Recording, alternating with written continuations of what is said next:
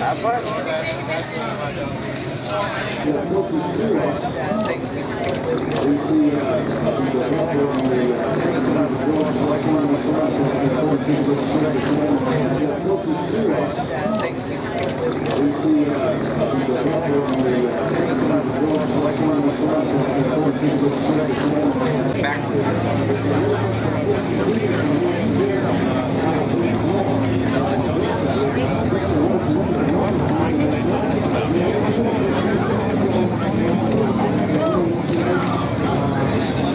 Jersey had a Donzi dealership up there, and just a great guy, and a catamaran fan. He would always bring to Christmas is in the Orlando area. I know Mark really well. He's been around the Velocity Camp for so many years, so he's absolutely a great driver. And I saw him at the drivers' meeting. He said, "Here I am." I said, "Great to see you." So I think we're starting to bring some of the old racers back. I think we're starting to see some of the competition, and as we move towards our races coming up in Key West, we're going to see larger and larger fields. 9 laps down, 12 laps to go, 12 laps for the production boats, so that leaves them 3 laps left. 13 laps for the Superboat V's, that leaves them 4 laps left. There you see the father-son duo one more time of Jeff's Phantom, that dark colored boat with the big gaping mouth on the front of the bow. The open jaw going to gobble somebody up. Well, Frank, this is an interesting part of the race. Now, the field is spread out some. Yep, there's a great battle right there. There he goes. Steve's starting to find some speed now. Yes, he is. What happens now when you get to this part of the race? We're 2/3 to 3/4 of the way through. What's going through your mind? Well, if you're running close, you still want to just stay with him. You don't have to go out, just blister, because like you said, you still have laps to finish. You never know what's going to happen. Steve looks like he might be trying to make his move now. And again, Mark might just be stalking him. He'll wait for the probably usually we try to wait for the last 2 laps if we're in a battle, and we'll just turn it on then, try to come into our prop, and then just run it then as hard as you can, as fast as you can, as long as you can without breaking. Our viewers will see as you come out of turn 1 and 2 as an example on the backstretch, and you start to see a rooster tail. You alluded to it earlier. What actually is happening when the rooster tail starts high and then lays down? Frank? Excuse me? The rooster tail. What happens when the rooster tail starts high? When you have your rooster tail up, when you're coming out of a turn, as you're slowing down a little bit, you set the boat so you're driving to make the turn, and then accelerate, and it'll free up the prop so you can turn the prop up faster. And it'll usually go right up to the rev limiter, because in our class we have a rev limiter on our boats too in that Super B class. And then as it starts to spin up, we get it up to a max RPMs, and we'll start to slowly trim it down until you'll see the rooster tails actually just fade away and go to level with them. Because if you leave it in and you try turning it, it's like when the tires are stuck to the ground and you're trying to accelerate versus if you slick them like they do at the track. So we just trim them up, spin them out, accelerate, and go. As the rooster tail drops, we start gaining traction, and speed starts increasing immensely. Real quick, because now it's at its max RPM instead of fighting to get there, pushing the load. Hoping we don't break out. Correct. A lot of these boats too, Frank, have the electronics on them and the fuel injection. They're the newer motors, especially the 525s that are in your class. Correct. The Superboat V. Explain what Guardian mode is and what it can do to these engines. Well, the Guardian mode, the 525s, it's a computer-generated box that Motorola has on for Mercury. And versus the carbureted motors, which you just have your gauges you have to watch and it won't shut the motor down. When you go into Guardian mode, if you have an overheat, an oil issue, timing, fuel, lack of fuel, anything like that, it'll shut the motor down, put it in Guardian mode, and it'll only allow you to do total, I believe 1,500 RPMs. A lot of times, if it's a sensor, you can try real quick, shut the motor off, and reset it, and start it again, which has happened to us a couple of times, and we're fortunate enough to get going again. But if not, it'll do it again, then you know you have an issue. I brought that up because it seems like that Steve Miklos and Stephen Kildall are really starting to put some distance between him and that Absolutely Not boat. And without speculating, I'm just wondered if perhaps the Guardian mode may have cut in on them, and They might have had an issue. Steve does have the Merc in there today, not the Vortec. He's been running that Mercury now a couple of races. He says he likes it. He said it accelerates a little better. But no, excuse me, it does not accelerate as well as his Vortec did, but he has a little bit more top end in it. Yeah, I think the Vortec had more torque. Yeah, that's all.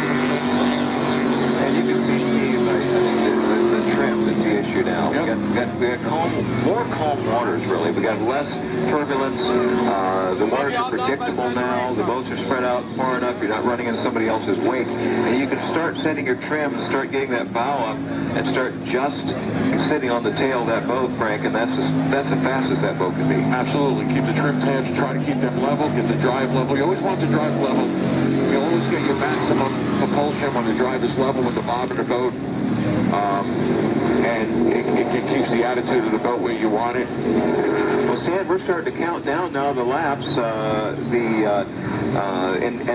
And the boats look like what we have on the course right now. Attrition is really over. Looks like we're going to be able to almost see what the race results might be.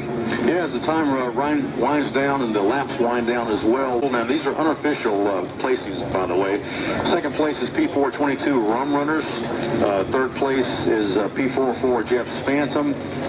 Fourth place, P428 Not Crazy. And fifth place, unofficially, P47 Christie's Photographies. Barring any unforeseen or unbeknownst to us penalties that may be incurred on the race course. It's like barring any unforeseen problems for that team, they will be national champions. As far as the same scenario in production 3, Black Pearl, P328 was leading in points coming into the national championships, and they are your leader today as well. In the Superboat V, your points leader was absolutely not, so that's going to be a little interesting if they wind up coming in second place. I don't have my glasses on to give you the...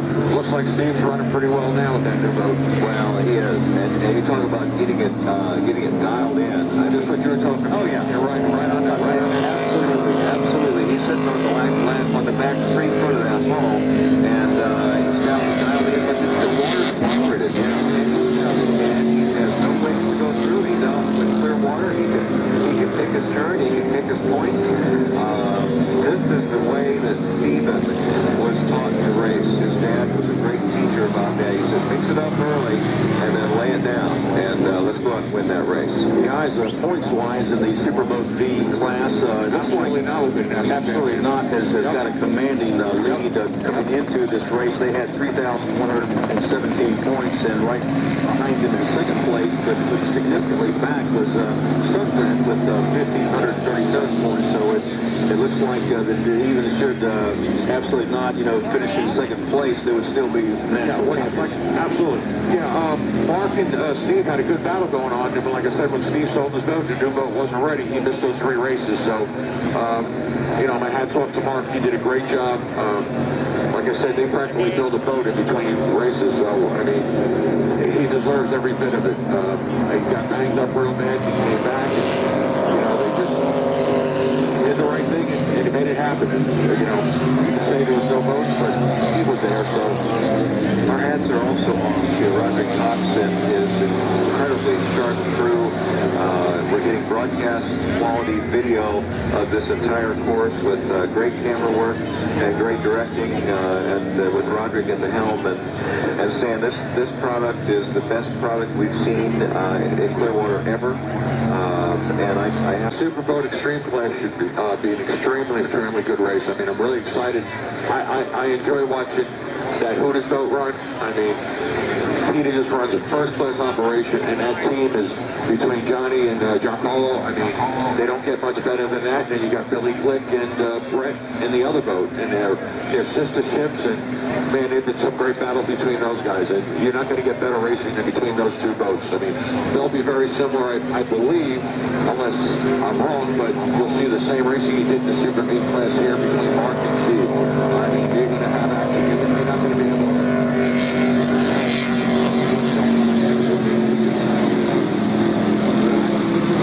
Yeah, I was going to say, he might be either he's done or he has an issue.